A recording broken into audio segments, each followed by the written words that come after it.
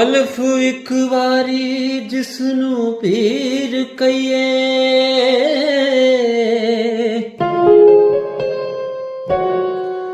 ਤੇ ਭਾਵੇਂ ਜਾਨ ਜਾਵੇ ਪਾਸਾ ਵਟਣਾ ਕੀ,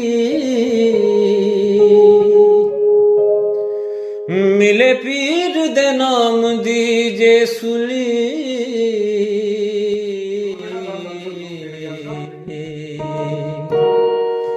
झूठा झूठ लिए पीछे हटना की, मिले पीर दे नाम दा लख ताना,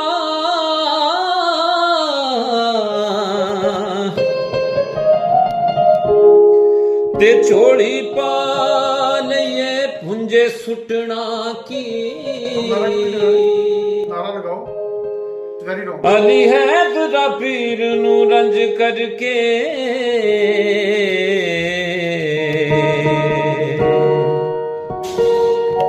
ते नफाएस जहान तू खटना की, नफाएस जहान तू खटना की।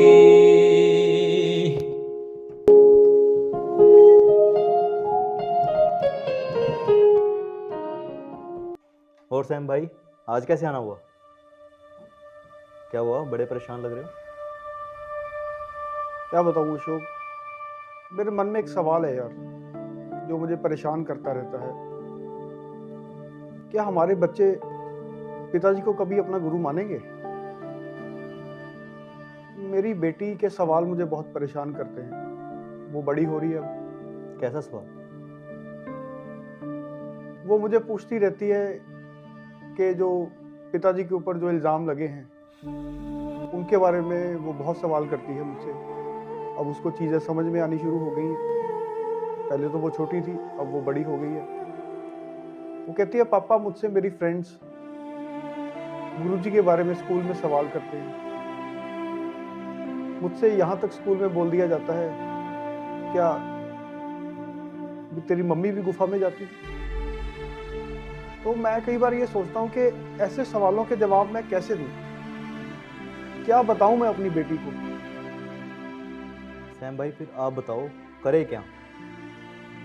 हजारों लोगों ने मिलकर कितनी कंप्लेंट्स की, पुलिस स्टेशन में गए पर कोई सुनवाई नहीं, मंत्रियों के पास गए कोई सुनवाई नहीं, हाई कोर्ट गए, सुप्रीम कोर्ट गए, वहाँ पर भी कोई सुनवाई नहीं।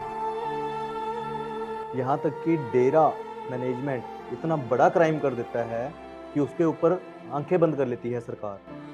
और हम अगर फेसबुक के ऊपर, जैसे आपको जानते ही हैं कि बीरपाल बहन, मोहित गुप्ता जी, डॉक्टर मोहित गुप्ता जो हैं, हम सब फेसबुक पे बोल रहे हैं क्योंकि अब हमारे पास उसके अलावा कोई प्लेटफॉर्म नहीं बचा। जब हम फेसबुक पे बोल रहे हैं, फेसबुक के ऊपर अगर हम कोई वीडियो भी लाइक कर देते हैं तो भी उनकी तरफ से हमारे ऊपर एक मुकदमा दर्ज कर दिया जाता है। लीगल नोटिस उनको हमने भेज दिए। आगे से जवाब क्या आता है कि डेरा के प्रबंधक जिसके नाम पे हमने लीगल नोटिस भेजे, वहाँ पर वो प्रबंधक ही नहीं है। उसके बाद हजारों कंप्लेंट्स थाने के अंदर आज भी उन फाइलों के तले दबी हुई हैं, उसके ऊपर भी कोई कार्रवाई नहीं। उसके बाद अगला स्टेप क्या रहता है कि हम किसी मंत्री के पास जाएं, किसी नेता के पास जाएं, प्रधानमंत्री कार्यालय तक हम जा चुके हैं, वहाँ पर भी हमारी कोई सुनवाई नहीं हुई। उसके बाद हमारे पास ऑप्शन क्या रह गया था कि हम हाई कोर्ट में जाएं, रिट लगाएं, PIL लगाएं। हाई कोर्ट के बाद सुप्रीम कोर्ट तक भी हम जा चुके हैं। सारी जगह से हमें सिर्फ और सिर्फ एक ही जवाब मिला कि आप लोग फिल्म देख के आए। डेरा मैनेजमेंट कत्ल कर दे, हम फिल्म देख रहे हैं। डेरा मैनेजमेंट करोड़ों का घोटाला कर रही है और हम फिल्म देख रहे हैं। अब आप बताओ, आखिर हम करें क्या?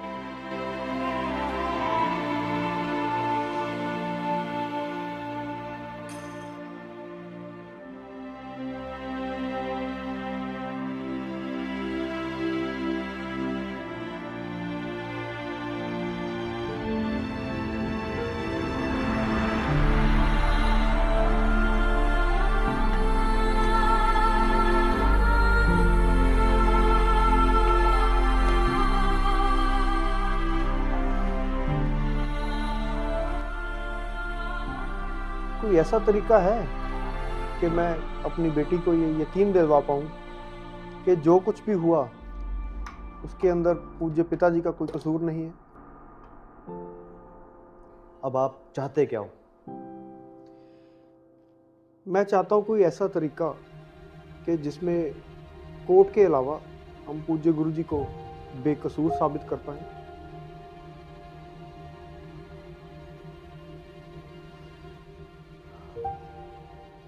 तो सैम जी, कुल मिला के अपने 3 केस थे।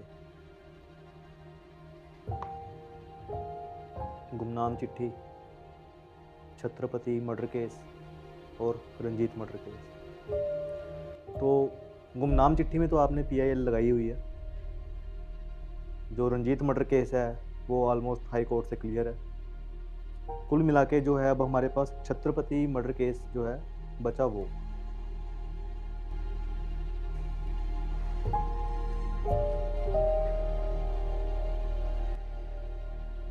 छत्रपति मर्डर केस के बारे में बता, वो क्या केस है?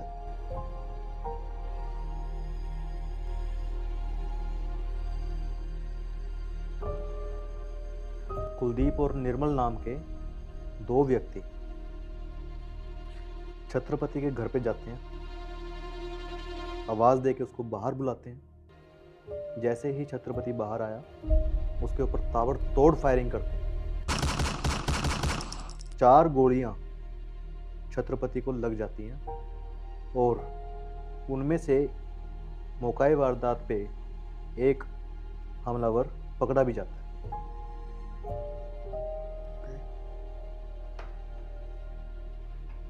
छत्रपति का कई अस्पतालों में इलाज चलता है और उसके बाद उसकी मौत हो जाती है। पोस्टमार्टम की रिपोर्ट के अनुसार एक गोली जो उसके शरीर में पाई गई वही उसकी मौत का कारण बनती है। फोरेंसिक रिपोर्ट के मुताबिक जो गोली उसके शरीर में पाई गई और जो पोस्टमार्टम रिपोर्ट के मुताबिक वो सारी गोलियां डेरा के मैनेजर कृष्ण लाल की लाइसेंसी रिवॉल्वर से चलाई गई।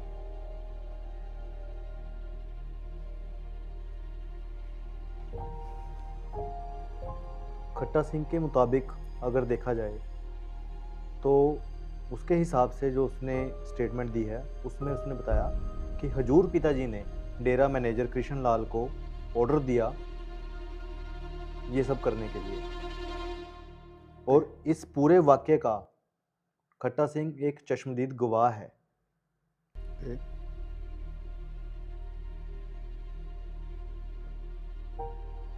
एक मर्डर केस में मौकाए वारदात से हमलावर का पकड़ा जाना, उसी केस में चश्मदीद गवाह का होना, पोस्टमार्टम की रिपोर्ट और फोरेंसिक रिपोर्ट, इन सब का होना एक केस के अंदर। अब इस केस के अंदर ऐसा कोई लूप होल नहीं है कि जिससे हम ये साबित कर सकें कि ये सारे का सारा किया कराया हजूर पिताजी का नहीं है। तो फिर इसका मतलब क्या ये मान लें कि ये मर्डर पिताजी ने करवाया? सैम भाई, आप नहीं मान सकते क्योंकि आप डेरा प्रेमी हैं, मैं भी नहीं मानूंगा क्योंकि मैं भी एक डेरा प्रेमी हूँ, पर जो जज है वो डेरा प्रेमी है, उसको सिर्फ और सिर्फ सबूत चाहिए। सभी सबूत और गवाह तो यही कहते हैं।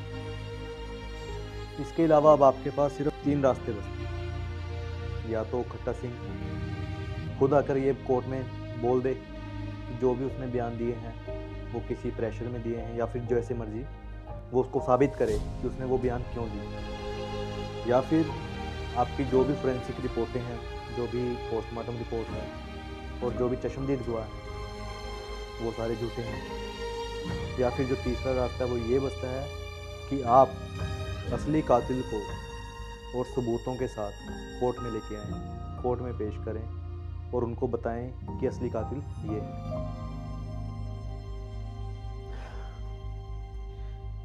चलो ठीक है अशोक, देखता हूँ मैं क्या कर सकता हूँ।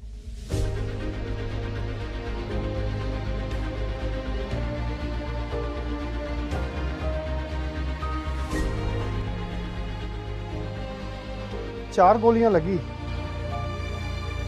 3 निकाल दी गई, 1 नहीं निकाली। क्यों? कई बार क्या होता है सैम भाई, फौजियों के केस में आपने देखा होगा, कई बार गोली ऐसी जगह पे लग जाती है कि अगर उस गोली को वहाँ से निकाला जाए तो इंसान की मौत भी हो सकती है। गोलियां तो हजारों फौजियों को लगती रहती हैं। ऐसे केस तो रेयरेस्ट होते हैं। यहाँ पे ऐसा केस कहीं कोई साजिश तो नहीं हो सकती है। तो पता कैसे चलेगा? इसके लिए हमें केस स्टडी करना पड़ेगा। इसके लिए हमें क्या चाहिए होगा? केस की फाइल। वो कैसे मिलेगी? वो 1 महीना आप कीजिए, मैं पोस्ट में। गुड, तो आप फाइल निकालिए, लेट्स डू इट। कल आप पंचकुला कोर्ट आइए, हम करते हैं कॉपी अपनी। धन धन सतगुरु तेरा ही आसरा।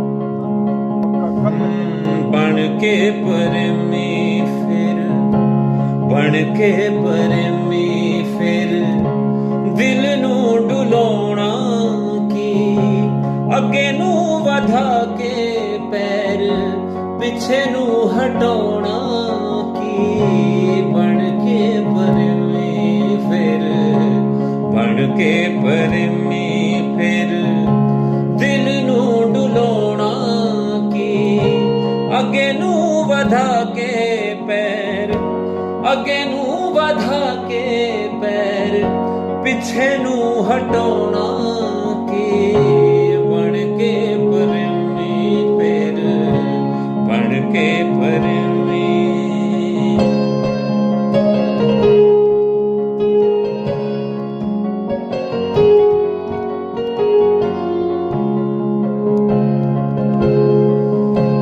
हस हस प्रीत जिन्ना गुरु नाल लाई है, दुनिया दी लोक लाज सिर तो हटाई है।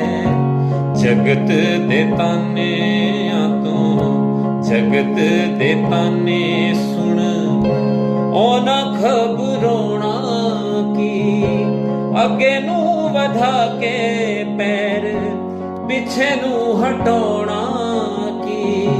बन के परमी फिर। आओ जी, आओ शोक जी, बैठो बैठो प्लीज। हेलो जी। ये सर मेरे फ्रेंड ने वजिंदर बग्गा जी। वजिंदर बग्गा जी ये अपने हाई कोर्ट दे advocate Rishu Garg ji. Hello sir. तो रिशू सर, ये बात ये है कि हमारे वजिंदर बग्गा जी जो हैं वो डेरे के केस को लेके काफ़ी ज़्यादा मतलब परेशान चल रहे हैं, तो ये उस केस को आपसे डिस्कस करना चाहते हैं। ठीक है। ये 2002 का एक मर्डर केस है जो कि 2019 में डिसाइड हो गया था। अच्छा, तो ये हमारे गुरुजी से रिलेटेड केस है। ठीक है। तो हमें इसमें डाउट है कि इस केस के दौरान जो इंस्पेक्शंस हुई हैं उसको मैनिपुलेट किया गया है। जो हमारा डाउट शुरू होता है कि जिसका कत्ल हुआ है उसको इसकी पोस्टमार्टम रिपोर्ट के हिसाब से उसको 4 गोलियां मारी गई थी। और जब उसका पोस्टमार्टम हुआ तो 3 गोलियां निकाल दी गई, लेकिन जो चौथी गोली थी उसको नहीं निकाला गया। चौथी गोली को क्यों नहीं निकाला गया? उसको निकाला जानबूझ के नहीं गया या उसको ना निकालना ज़रूरी था? हम चाहते हैं कि सर आप अगर आप कुछ हमारी हेल्प कर पाएँ इस केस के अंदर तो we will be thankful to you. ठीक है, आपके पास केस के डॉक्यूमेंट्स हैं? जी सर, मैं ये डॉक्यूमेंट्स केस पे लेके आया हूँ। कंप्लीट डॉक्यूमेंट्स हैं? जी सर। काफ़ी है। जी सर, एक काम करो फिर, या तो इसको छोड़ जाओ मेरे पास, ठीक है ना, मैं देख लेता हूँ, इसको पढ़ लेता हूँ। जी सर। उसके बाद ही मैं कुछ डिस्कस कर पाऊँगा। तो सर मैं कब आ जाऊँ सर आपके पास? आप कॉल कर लेना या शाम को आ जाना एक बार। ठीक है सर। ठीक है, ओके जी। Thank you sir. Okay sir, thank you.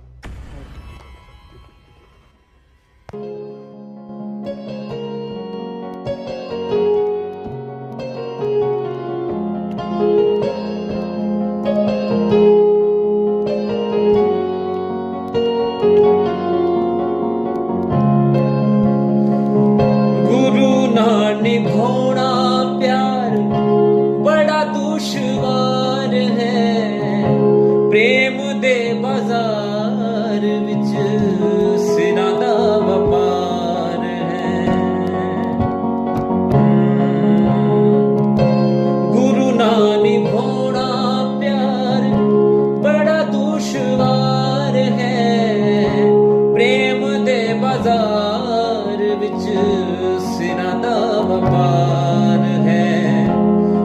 के पतंगा फिर बन के पतंगा फिर जिंद नू लुटाउणा की अगे नू वधा के पैर पिछे नू हटाउणा की बन के पर में फिर बन के पर में। आज यहाँ कैसे? अशोक, जब भी मैं होपलेस होता हूँ तो मैं यहाँ पे आ जाता हूँ। वो सामने मूर्ति देख रहे हो, वो पता कौन है? वो सिख इतिहास के एक बहुत ही महान योद्धा बाबा बंदा सिंह बहादुर की। इन्होंने वो लड़ाई लड़ी जो इनकी लड़ाई थी ही नहीं। ये एक भगत थे। श्री गुरु गोबिंद सिंह जी ने के आह्वान के ऊपर इन्होंने अपना सर्वस्व बलिदान कर दिया, अपना परिवार वार दिया। तो जब मैं यहाँ पे आता हूँ, तो जब मैं इनकी मूर्ति की तरफ देखता हूँ तो ये मूर्ति मुझे धिक्कारती है और मुझे अंदर से ये एहसास कराती है कि जब ये किसी और की लड़ाई को अपनी लड़ाई बनाकर उसको लड़ सकते हैं और अपना आप बलिदान कर सकते हैं, कि ये लड़ाई तो हमारी खुद की अपनी है। यहाँ पे आके मुझे एहसास होता है कि हमें भी कुछ करना चाहिए। वकील से बात हुई? वकील से बात हुई, चलो आओ बैठ के बात करते हैं। Thank you.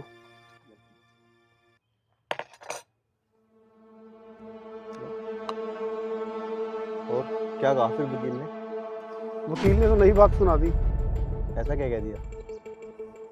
लो प्लीज करते हैं बात। बग्गा जी, आपका शक बिल्कुल सही था। ओके ये पूरी की पूरी इन्वेस्टिगेशन ही टेंटेड है। जी। जो आप मेरे को बता रहे थे कि चौथी बुलेट भी है, हाँ जी। ठीक, पोस्टमार्टम के टाइम पे निकली है, उसके लिए तो कोई आपको मेडिकल एक्सपर्ट बताएगा। ओके पर अगर लीगल पॉइंट पे बात करें हम, ओके ठीक है, एमएलआर में 4 बुलेट्स हैं, ओके पर फोरेंसिक में रिपोर्ट में सिर्फ 2 बुलेट्स दिखाई गई। ओके सिर्फ इसी टेक्निकलिटी में हाई कोर्ट में जो सेशन कोर्ट की वर्डिक्ट है वो चेंज हो जाएगी। ओके ठीक है, रही बात इसकी कि जो मैंने दोनों चलान पढ़े हैं, हरियाणा पुलिस का भी पढ़ा है, हाँ जी सीबीआई वाला भी पढ़ा है, जी। कोई ख़ास फ़र्क नहीं है दोनों में। सिर्फ जो सीबीआई वाले चलान में क्या हो रखा है, सिर्फ डेरा चीफ को इम्प्लीकेट किया गया है। ओके सेम की सेम इन्वेस्टिगेशन सीबीआई ने किया है, उन्होंने कुछ भी नया नहीं किया इसके। ओके जी। आपको डेरा चीफ के क्विटल के लिए सिर्फ एक पॉइंट ही बहुत है। पहली बात ओके कि 4 बुलेट्स एमएलआर में थी तो एफएसएल में 2 क्यों आई है? हाँ जी। क्योंकि किसी भी अक्यूज को कोर्ट बेनिफिट देती है बियॉन्ड रीजनेबल डाउट। ओके ठीक है, कोर्ट कहती है कि 100 मुलजम छूट जाए पर एक निर्दोष को सज़ा नहीं होनी चाहिए। ओके इसी पॉइंट पे आप कहें डेरा चीफ का क्विटल हो सकता है। ओके पर आपको अगर तय तक जाना है इस केस की, हाँ जी। अब आप सोचो कि 4 बुलेट्स हैं जबकि एफएसएल में सिर्फ 2 बुलेट्स आ रखी है। ठीक है, इट मीन्स कि 2 बुलेट्स और थी। बिल्कुल। इट मीन्स कि वो 2 बुलेट्स किसी वेपन से भी चली हैं, हाँ जी। कोई वेपन भी और है। ठीक है, इट मीन्स कि चलाने वाला भी कोई और है। पॉसिबली। पॉसिबिलिटी तो बनती है इस चीज़ की कि चलाने वाला भी कोई और है जी जिसको बचाया जा रहा है। जी। ठीक है, तो मेरी समझ से तो ये पूरी की पूरी इन्वेस्टिगेशन ही टेंटेड है। स्टिल अगर आप चैलेंज करना है कोर्ट में, ठीक है ना, तो इसी पॉइंट पे क्विटल का रास्ता खुल जाएगा। ओके। 5 गोलियां चली, 5 खोल मिले, 4 गोलियां छत्रपति को लगी, 5वीं गोली ना मिली, ना ढूंढने की कोशिश की गई। मिल भी जाती तो क्या होता? अरे होता क्यों नहीं?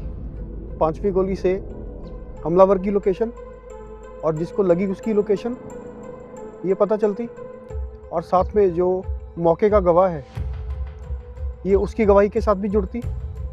ये उसकी गवाही को सच या झूठ साबित करने के अंदर 5वीं गोली का बहुत ही ज़्यादा महत्वपूर्ण रोल है। वकील ये कह रहा है टोटल गोलियां 12 थी, चली 5, लगी 4, एफएसएल में पहुंची 2। बाकी की 2 गोलियां FSL में क्यों नहीं पहुंची?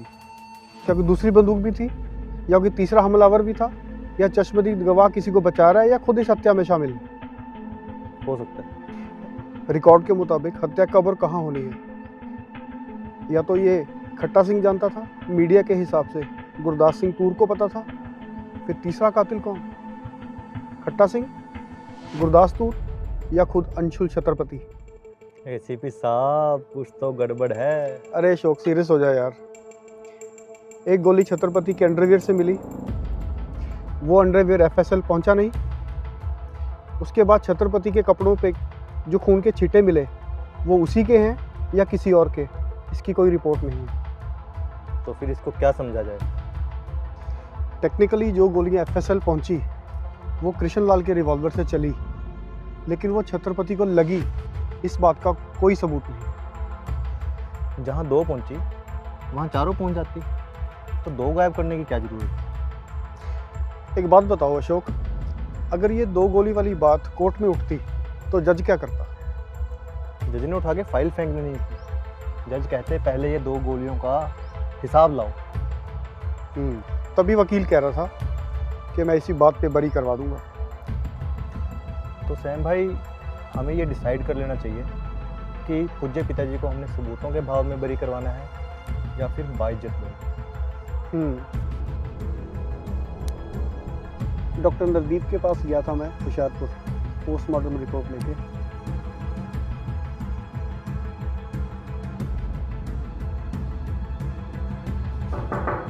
हाँ जी, मैं कम इन सर? Yes please. धन धन सदगुरु तेरा ही आसरा। सैमवीर जी, व्हाट अ प्लेजेंट सरप्राइज। धन धन सदगुरु तेरे आसरा। और डॉक्टर साहब सब ठीक ठाक? बढ़िया। हाँ जी, और परिवार सुनाइए आपका? सब ठीक ठाक ही सब। आप खड़े प्लीज बैठिए। Thank you sir, thank you so much sir, thank you. हाँ जी सैम जी, कैसे आना हुआ बताइए। डॉक्टर साहब, एक केस के ऊपर मैं आपका ओपिनियन लेने के लिए आया हूँ। जी आप बताइए। सर डॉक्टर साहब, ऐसे नहीं, इशू थोड़ा सीरियस है, तो मुझे आपका थोड़ा सा ज़्यादा टाइम चाहिए होगा। तो अच्छा। आप अपने जो, अगर आपको भी ज़रूरी काम है वो आप निपटा लें, then we can discuss. Okay then.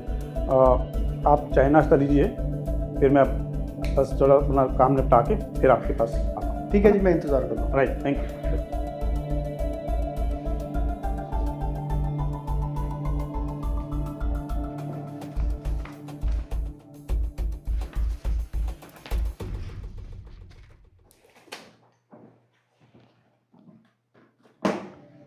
हाँ जी सर जी, बाहर ही बैठते हैं। डॉक्टर साहब, आपने पूज्य गुरु जी से रिलेटेड छत्रपति मर्डर केस तो सुना होगा, जी है ना? उस केस को मैं रीस्टडी कर रहा हूँ और कोर्ट से हमें कुछ डॉक्यूमेंट्स मिले जिसको मैंने एडवोकेट्स के साथ भी डिस्कस किया। एक्चुअल में जो छत्रपति जो था, उसको 4 गोलियां मारी गई थी एज पर द रिपोर्ट जो हमें कोर्ट से मिली है।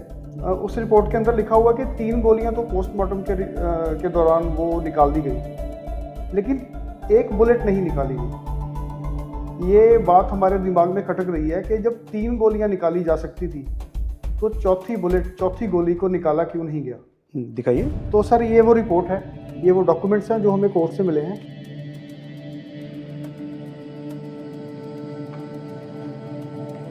हाँ जी सैम जी, जो चौथी बुलेट है जी, चौथी बुलेट जो है, ये रिपोर्ट के मुताबिक वो लोअर लंग्स रहते हैं, उसमें लोअर लोब रहता है, तो वहाँ पे चौथी बुलेट जो रिपोर्ट के मुताबिक वहाँ पे पाई गई है। लेकिन अगर ये हार्ट की विसिनिटी में है, then I think it could have been retrieved. तो ये हो सकता है, बाकी मतलब ये है रिपोर्ट के अकॉर्डिंग तो ये। तो सर, ये क्या ये कॉन्स्पिरेसी है जो चौथी बुलेट को जानबूझ के नहीं निकाला गया? It's too early for me to comment on this. Me being a dentist, I can't comment on these issues. But मेरे पास कुछ फ्रेंड्स हैं मेरे सर्कल में जो इसको स्टडी करके आपको एक अच्छी ओपिनियन दे सकते हैं। तो आप ये प्लीज़ फाइल रख लें। श्योर जी, and thank you so much, आपने अपना प्रेशियस टाइम मुझे दिया। Nothing now I would take a leave sir, and I hope to meet you again soon. Thank you so much. Sure. तो बग्गा जी फिर आगे का क्या समझें? अगर एफएसएल तक इतनी गड़बड़ है तो क्राइम सीन भी गड़बड़ होगा। मैं ढूंढ रहा हूँ किसी को जो मुझे क्राइम सीन को समझा पाए। तो आप फिर मनोज फौजी के पास जाओ ना, वो फौज में भी हैं और पुलिस में भी। 1 मिनट में आपको सारा सीन समझा देंगे। क्या देख रहे हो बग्गा जी? अशोक, केस तो टूट जाएगा। बग्गा जी अभी तो आप पहली मंजिल चढ़े हो, 2 मंजिलें और बाकी हैं, जरा देख के।